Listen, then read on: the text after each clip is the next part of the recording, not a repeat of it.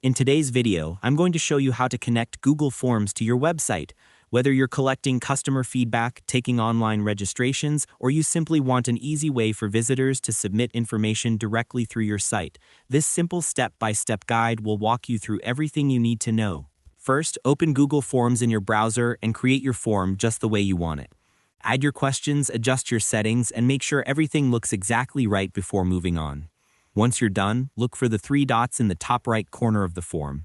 Click on them, and then select the option labeled Embed HTML. Make sure to follow along carefully so you don't miss any details. Next, Google Forms will give you a small box containing your embed code. This code allows your website to display the form directly on the page so your visitors never have to leave your site. Click on Copy and your embed code will be saved to your clipboard. You'll also see width and height options. You can adjust these later if the form looks too big or too small.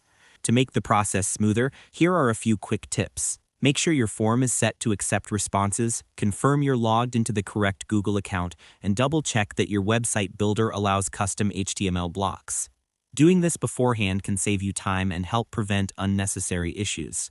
Once you've copied your embed code, open your website editor. I'm using a new page for this example, so I'll add a title first.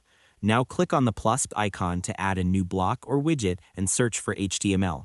Select the HTML block, and then simply paste your copied embed code inside. After that, click Preview to make sure your form displays correctly. If something looks off, you can go back and adjust the width or height in the embed code. When everything looks perfect, go ahead and click Publish on your website.